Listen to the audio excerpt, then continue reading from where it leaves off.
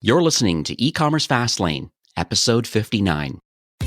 Welcome to E-commerce Fastlane, the podcast show to help you build, launch, grow, and scale a wildly successful e-commerce company. Listen to real conversations with proven practical strategies and success stories. Learn how to generate more traffic, more sales, more profit, and customer lifetime value for your Shopify store. And now, your host and e-commerce entrepreneur, Steve Hutt.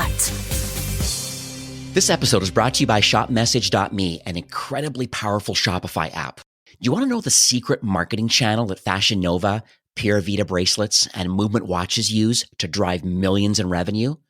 The answer is Facebook Messenger, and it's powered by ShopMessage, the leading conversational marketing platform. When I saw how much revenue Shopify brands were making on Messenger, I was blown away. So I had to meet ShopMessage's co-founder and CEO, Arjun. I even recorded a podcast, episode 20, Learn Why Facebook Messenger is the e-commerce channel for the next decade and how you can capitalize. I just love the value that his company brings to brands. You will acquire more customers. You'll create more delightful interactive conversations. And most importantly, you're going to build brand loyalty. Now, for listeners of E-commerce Fastlane, ShopMessage is now offering a 30-day free trial and guarantees you'll see at least a 4x ROI on your first paid month, or they'll refund the difference. So go to shopmessage.me/Fastlane. That's shopmessage.me/Fastlane and start your 30-day free trial today. Hey there, it's Steve, and welcome back to the E-commerce Fastlane podcast.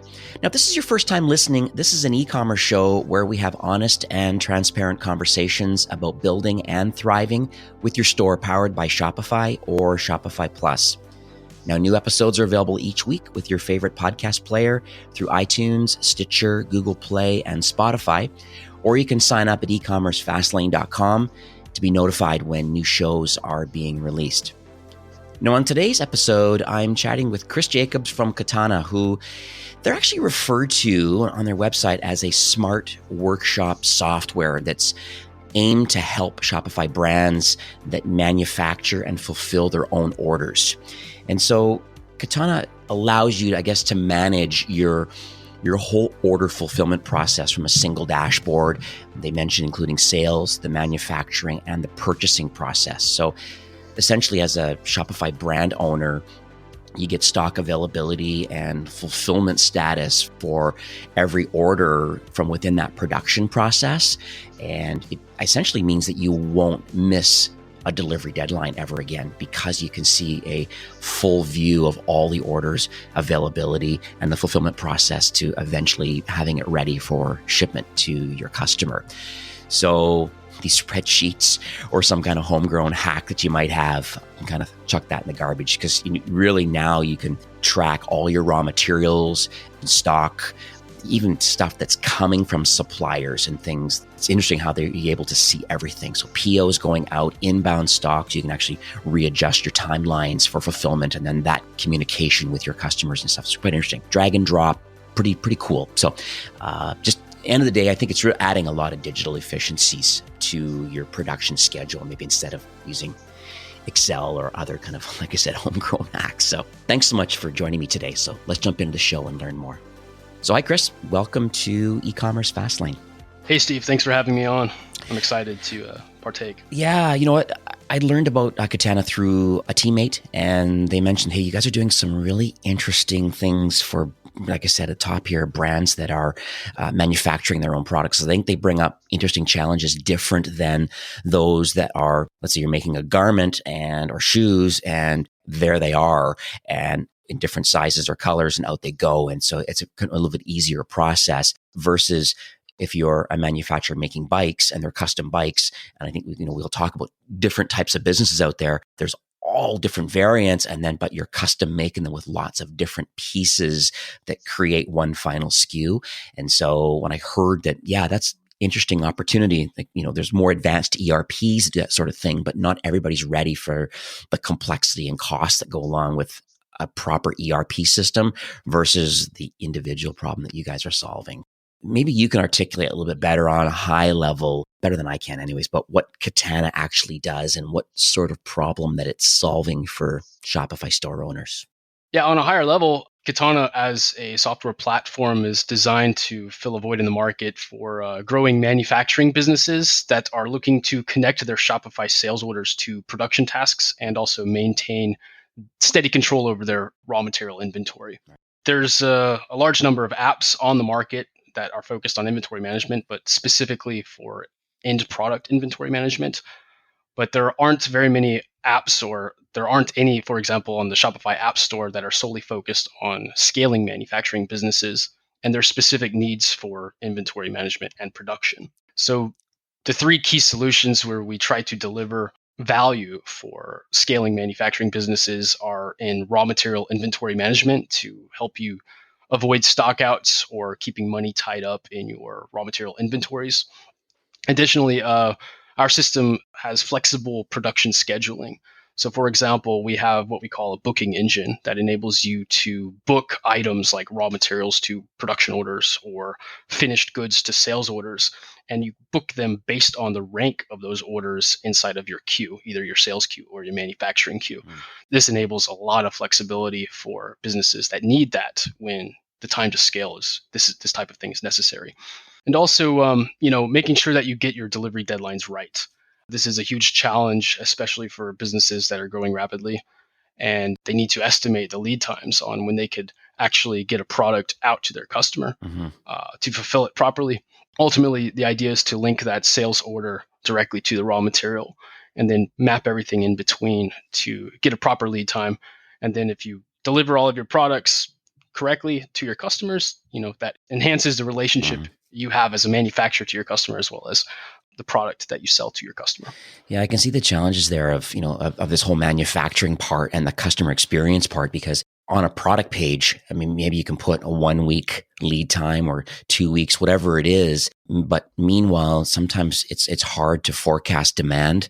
But using your platform, now we're able to have some kind of a proactive communication with your customer who's, already bought the product, but there's a challenge of a certain part as part of the overall manufacturing process.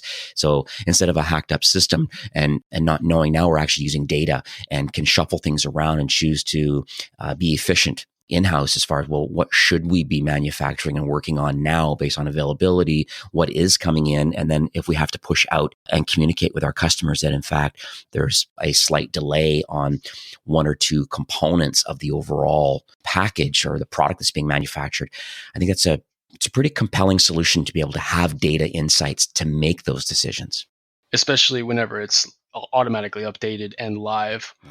Huge challenge with small makers when they're dealing with these types of problems at scale is having that on-demand available information live when they need it. So I totally agree with that. Yeah. So let's talk maybe about the founder's journey. I think it's always fascinating to learn about why founders build these solutions and what kind of uniquely positions them, I guess, to want to create it. So maybe you can kind of share what you know about Katana and just its evolution. As it goes with a lot of good innovations, Katana was basically born out of a certain frustration. The founders that started Katana were also previously investors and advisors for other small businesses. And they invested in a direct-to-consumer window manufacturing startup. After the first spike in sales, they were in search of an affordable yet powerful solution for managing their production and raw materials.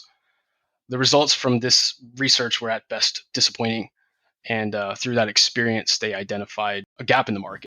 This gap between free yet limited spreadsheets or very expensive, hard to implement ERP systems that are designed for enterprise level manufacturing.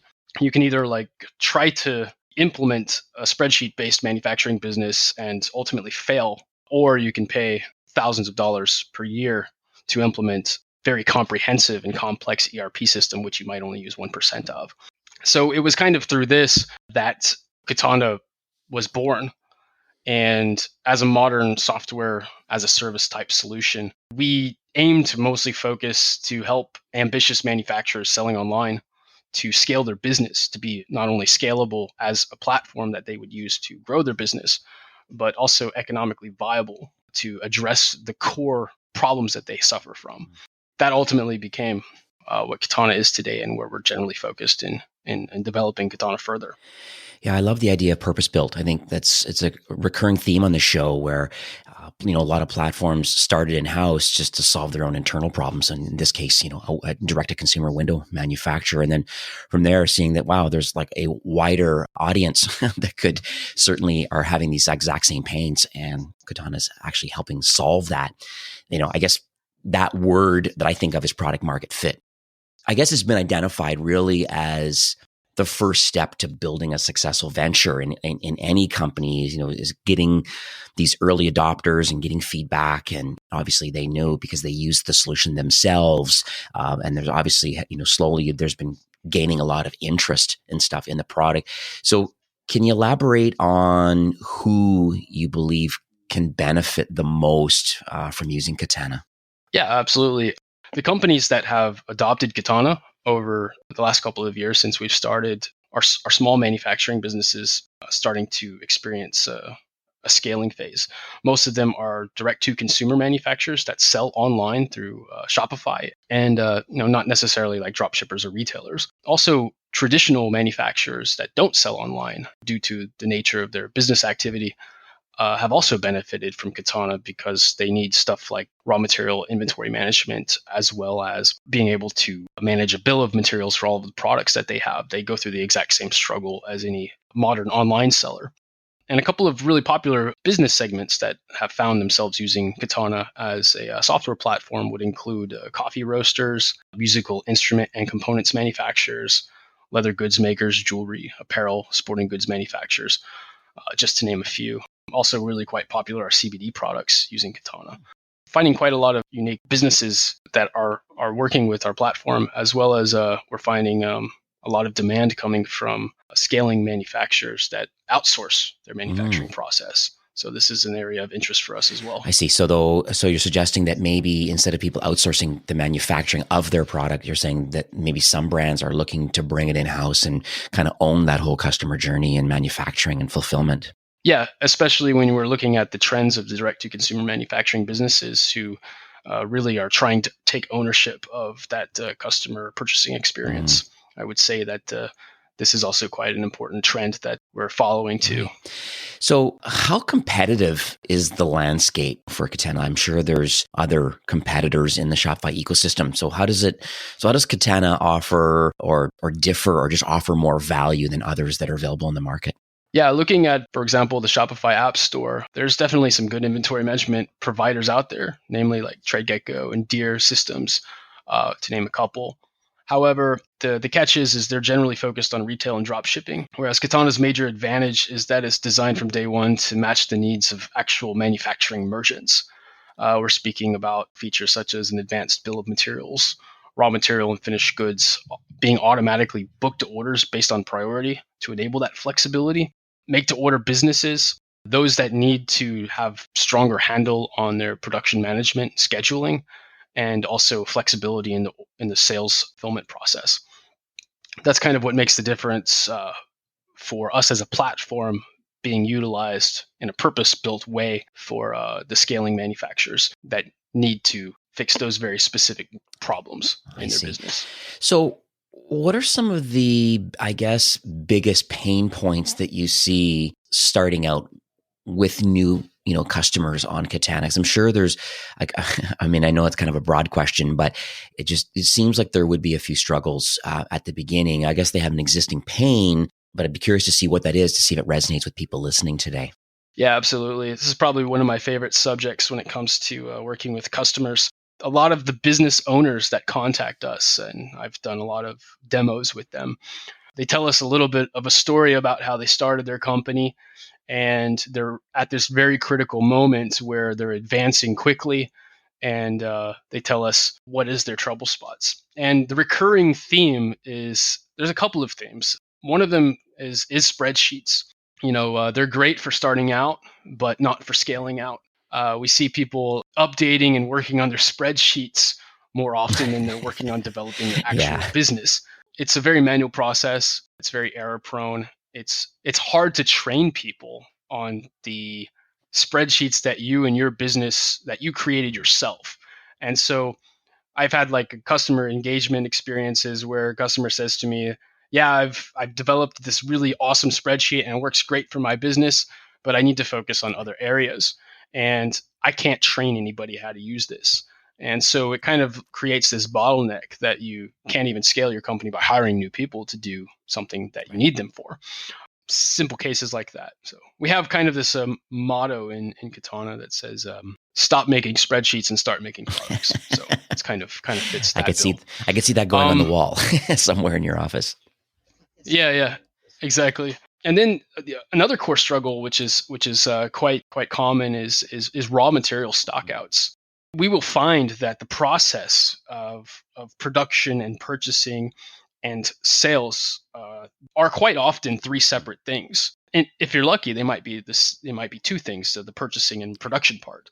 But the thing is that the sales is separate, and there needs to be this connection that brings the sales directly to your materials, so that way the production in the middle, helps you understand what is your demand forecasting against raw materials, so you don't run out of them. Customers, especially in a lot of these types of industries, whether it's I don't know, like leather goods making, for example, they'll tell us that they're using a special type of leather product, and it's got an 8-week lead time. So the next thing you know, they have sales orders coming in, and they're eyeballing their inventory levels on ordering them, and they'll receive 10 sales orders that use that special material, and then next thing you know, it's going to be 2 months late. So that's one aspect of it, to get full control of the purchasing. And another side to that, one that's also very important, is scaling business that is like doing really well in sales. So you might have a brand manufacturer who has launched a successful Kickstarter campaign, and next thing you know, they've got sales through the yin yang and they don't know how to manage them. So being able to be flexible with understanding your sales and connecting that to your production is very important, knowing what you can do and where you need to make changes on the fly immediately. So these are some of the core areas that customers we've had experience in their struggles. I could see Katana being really powerful in helping a brand that, like I said, that manufactures something and knows, I guess the software must automatically alert people that are actually making the decision to order these raw materials and saying, hey, the sales velocity is increasing. And there's some kind of, I'm not sure if there's a forecasting solution built into it, but it's like, hey, we anticipate seasonality, all the things that can trigger sales to happen. And then it does happen, but then there's a recipe or of how the product is actually made. Ms. Katana must know this and then realizes in real time that there's a part or two, a raw material that's missing. And so is there some kind of an alert process that happens based on sales velocity? And then is there like a standard operating procedure of how you then reach out to internal team members to like, okay, you need to kind of communicate with our raw material manufacturers and start that PO process? And then is there a customer service component of, well, we anticipated it to be 1 to 2 weeks, but now it might be 3 weeks, and how we outreach? I'm just curious to see how Katana is managing that customer experience side of ordering and customer side. No, that makes sense. When it comes to Katana's ability to alert the user that, hey, this is what's happening with demand against your materials, you need to make a decision. We handle this process in a very semi-automated way to provide that live, constant information back to the person utilizing the product. And it's in bright red inside of the app, showing you where you have raw material commitments against either sales or manufacturing. Then it gives you that opportunity as the user to make that decision. As far as moving in the direction of tracking the trends, to really put an automation element into Katana that will update reorder points automatically and really kind of stay on top of this. This is a terms of a machine learning automation experience that we hope to provide for customers in the future. It would be very powerful in terms of enabling small makers to manage these processes for purchasing and production. Like I've seen demos and things, and the app running live. So I see in the back office exactly what it looks like. So when it's in red, it's important to, for someone who's managing the solution to make decisions on, what are we doing about it and how are we managing it? And then from there, there could be some other internal processes in place to communicate with our customers with regards to that, knowing what the lead time is for the raw materials to complete the orders. So pretty cool. This part is managed by our bill of materials. Actually commit inventory from your raw material stock directly to your manufacturing and sales orders. We commit it to a sales order in make to order businesses. That's kind of how that works. And it turns red if it's not available. And then that gives you the indication that you need to make a decision about. Very cool. So as you can imagine, this show has a diverse range of listeners. So if you were to give some advice to early stage Shopify entrepreneurs that manufacture their own products from raw materials, what would that be? I would say that for new entrepreneurs that are starting out to really believe that their business is going to exponentially grow quickly, then we would definitely recommend that they consider adopting a platform earlier. And also realize that when you're operating your business on spreadsheets and you're realizing that you're also making more spreadsheets and more updates to spreadsheets more often, you're not concentrating on making business decisions or making quality products. So when you find yourself like taking time away from your business for strange administrative reasons or technical reasons related to the unscalable parts of spreadsheets, then we definitely recommend that that's the time when you should consider switching to something. Yeah, and the whole thing about working on your business instead of working in your business. I mean, a lot of them are bootstrapped at the starting point. They're not venture backed. There's not like a big team of people, but they've got some kind of product market fit. People are enjoying their products. They're getting a little bit of scale out of it, but they've been at the beginning, you never really know how well, entrepreneurship in general is a little bit of a crapshoot. But if it turns out that, yes, this is working out well, I do have to manufacture my product. There is a raw materials, and you're somehow just with your own expertise and just hustle, you're able to kind of figure it out on paper or whatever. But I agree with you. I think Katana is so affordable that it's almost a no-brainer to say, listen, depending on where you're at, there's a price point that fits for your business to saying, hey, there's ways of automating and learning the process and seeing what other, more advanced, even Shopify Plus brands, the choices that they've made to use the solution and how they're able to scale. And then you're almost better to double down and focus on the things that you can do well instead of, as you said, like worrying about spreadsheets and having more spreadsheets and that whole thing. And you just get caught up in spreadsheet hell. We also have a lot of brands that listen to the show that would be considered, mid-market, maybe even enterprise. They all have a small team. They are definitely eager to grow and scale. They might be on Shopify Plus, probably, with those advanced features. In your opinion, like, what do you feel that the executive team or the marketing team, like what should they be working on? Ultimately, I would always recommend that focus on the customer buying experience as a manufacturer, specifically direct-to-consumer manufacturers. I would say that we have a lot of customers that come to us and they say, hey, we would love to have the ability to update the production status of a customer's order live directly to the end client. And this is the competitive advantage that getting in this type of space, instant gratification from every time you order a product, for example, like this is the era of Amazon where you get the product the same day. The same applies for manufacturers that might have an extended delay because they need to make the product after it's been ordered. So sharing this part of the customer experience is something that I would recommend to always improve if you can. So what does the future hold for Katana? Like, is there, I'm not necessarily asking for the secret sauce, but is there, like a public roadmap or partner alignment, any features, new efficiencies or markets that you're going into? I guess it would be great just to get a sense for what Katana is working on. Yeah, totally. I would say that in terms of what we're working on now, we're looking to completely expand our integrations to bring on a little bit more accounting and shipping integrations in the near term. We already have QuickBooks Online, Xero. We'll be working on ShipStation. And also in the longer term, we'll be adding more sales channels as well. When it comes to core features as a product, we definitely are always making improvements on a regular basis. So anytime you would log into the app, you'll see the new releases basically happening every 2 weeks, whether they're small or big. We are looking to expand into other markets such as brand manufacturers that outsource. we have found that those types of scaling manufacturers that are still in control of their supply chain, they own the inventory going through the whole process, but they still outsource their manufacturing. They have some key pain points that we will be addressing by the end of the year. So you can see some new stuff happening there as well.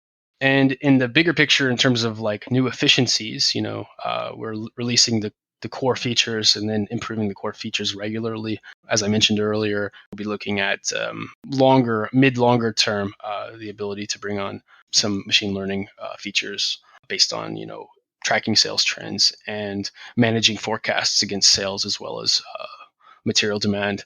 These are some things to keep an eye out for in the bigger picture. And so I guess there's some kind of an internal process. So once someone becomes a Katana customer, would there be like a merchant frustrations or some kind of an outreach through a success manager of some sort to be able to convey a pain or frustration of the solution or an enhancement that they feel? Because I think people on the front lines using the solution tend to know extra features and benefits that they would like to have. They love the way it is, and as it continues to evolve, is there a communication process to share with the engineering people inside Katana?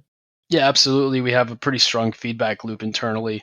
So as new customers go through the onboarding process from demo to implementation, we do a demo call and an implementation call after you become a subscriber. And through those implementation calls, we really learn a lot of the core basics of your business and a lot of the core struggles you have yourself. And then we really kind of have a very personal approach with new customers.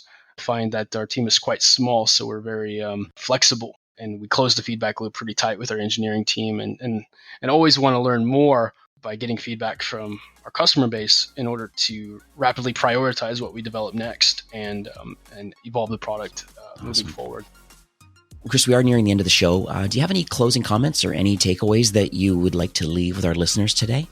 It's a good question. From the many interviews I have with our people in our customer base, the biggest regret we hear on a regular basis is how small manufacturers haven't adopted a platform like Katana earlier. If I had to give one piece of advice, I would definitely say don't postpone implementing a system, although there might be a mental barrier to take the time to actually invest into setting it up.